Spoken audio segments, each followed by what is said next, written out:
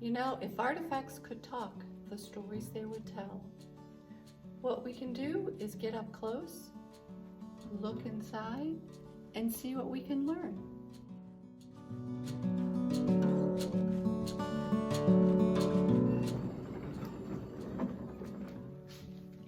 Let's take a look at this seed drill. It's been in our collection since 1987 when it was donated by Dorothy Holstine and in memory of her husband, Otho. It had been in their family for 2 generations. James and Otho both farmed in Bethel Township all of their life, and they probably used this to plant their wheat and other seed. The thing that attracts me to it is this sort of reddish color and this sort of detailing of the pinstripe, the sort of awkward seed box on the top. And we'll see later these tubes and gears, and I just want to know how it works. So let's take a look. This Buckeye number 2 seed drill is a walk behind. It's got 2 handles to help you guide the machine. It's pulled by a single horse. It has 1 large wheel in the front with a gear and a chain that helps turn the shaft inside the seat box, and 2 smaller wheels in the back. There's a foot pedal here that helps you change the height of the seed drills. On the front here is a large box where you put your seeds in, and a series of tubes that come out of the bottom of that box and feed the seeds into the ground. If we look inside the seed bin, you'll see 5 holes cut in the bottom of the wooden box, and in there you see a metal shaft with some gears. Those gears are what is depositing the seed into the tube. That shaft is turned by that big wheel in the front.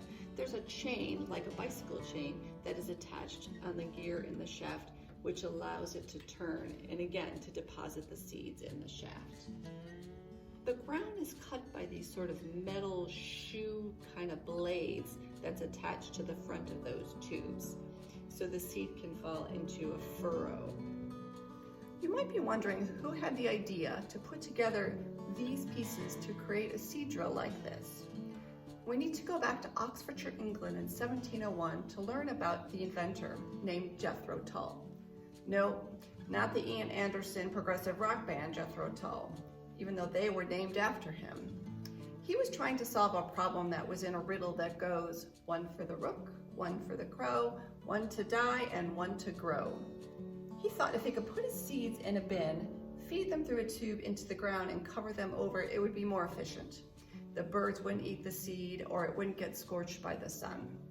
By 1860, the idea is making its way to the United States, and 2 brothers, Daniel and George Van Brunt, come up with an invention called a fluted force feed that's in the bottom of the bin. It allows the seeds to be fed into the ground consistently, making it even more efficient. By 1890, there are over 50 companies in the United States manufacturing variations of this seed drill. This one was manufactured in Springfield, Ohio by a company called Thomas & Mass.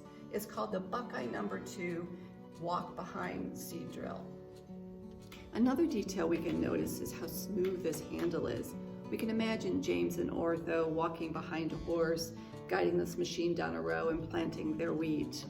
James was born in 1886, around the time this machine was invented, so chances are it was he who purchased it for their family farm in Bethel Township. Otho was born in 1912 and continued to farm the family farm. He met Dorothy and married her in 1937, the year that James passed away. They were both well known in the community, Dorothy for her exceptional pies, and James for serving on the McDonough County Board for 6 years, the director of the McDonough County Farm Service for 16, a director of the Colchester Bank, and a deacon at the Bethel Township Baptist Church. So this artifact did tell us a story. The story of how invention can dramatically improve farming practices. The story about James and Otho and Dorothy and their long-time dedication to their family farm in Bethel Township, and also how they served our community and taught us how to make the best pies. Thank you for watching.